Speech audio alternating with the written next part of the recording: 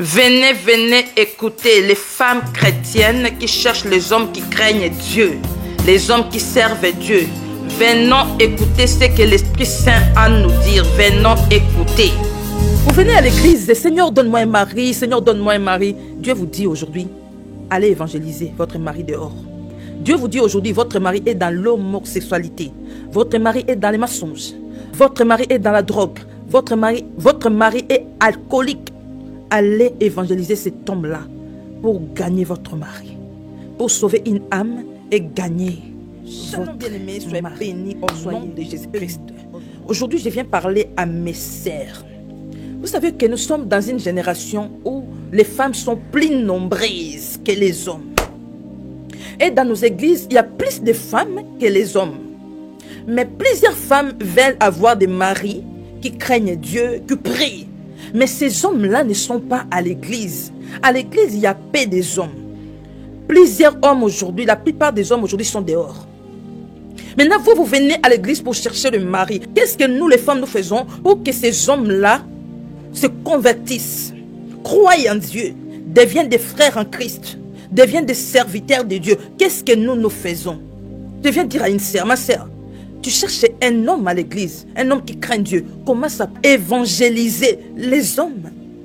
Commence à évangéliser les hommes pour que tu puisses trouver aussi un homme qui craint Dieu. Commence à évangéliser. Il y a des hommes qui se sont convertis rien que par des femmes.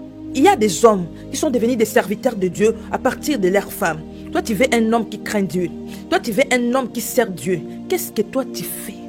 Et comment nous, les femmes chrétiennes d'aujourd'hui, nous nous comportons pour gagner les bons hommes?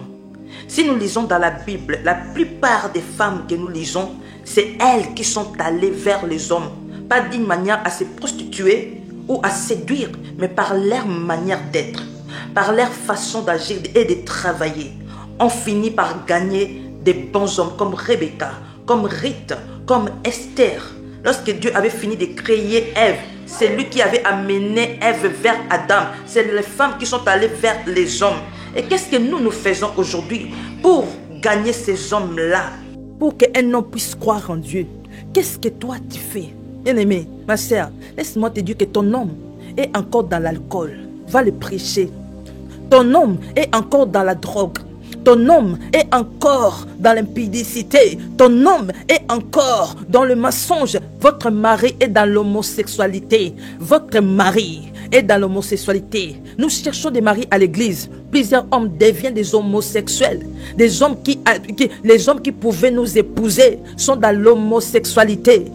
Vous avez la parole qui sauve. Vous gardez ça en vous. Et vous cherchez le mari à l'église. Votre mari n'est pas dans l'église. Votre mari est dans l'homosexualité. Votre mari est dehors. Allez chercher votre mari dehors, amenez-le à l'église. Évangélise cet homme-là, afin que cet homme-là croie en Dieu et devenir ton mari. Alléluia. Plusieurs hommes sont dehors. Plusieurs hommes meurent. Qu'est-ce que nous, les femmes, nous faisons? Nous sommes des aides. Nous devons aider les faibles. Nous devons aider les hommes qui sont dans la faiblesse, qui sont dans le péché, qui sont dans le mal, en leur apportant la parole de Dieu. Nous sommes de bonheur. Nous devons apporter le bonheur aux hommes. Le bonheur qui est Jésus-Christ. Le bonheur qui est la parole de Dieu. Dieu a mis à nous la parole. C'est la femme qui a porté la parole 9 mois dans son ventre. C'est la femme.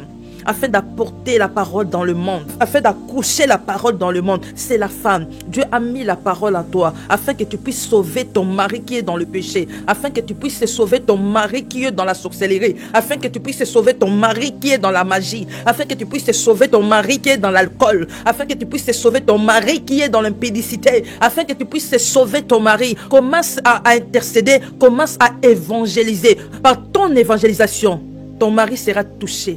L'homme de ta destinée sera touché. Par ton évangélisation, tu ne sais pas ce que Dieu fait. Vous ne savez pas ce que Dieu fait.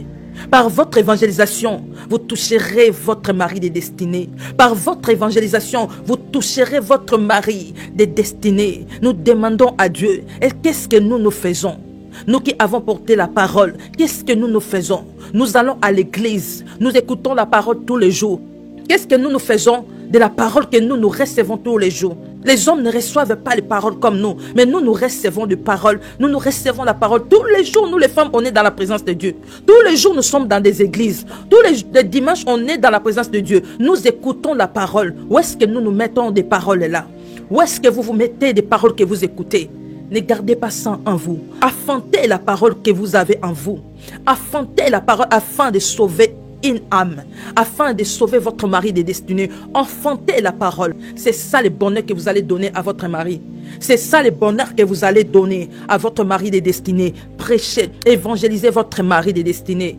Vous sauverez une âme et vous gagnerez un mari. Prêchez votre mari. Ne venez pas à l'église, Seigneur, donne-moi un mari. Dieu vous dit, allez évangéliser. Vous venez à l'église, Seigneur, donne-moi un mari. Dieu vous dit, allez évangéliser.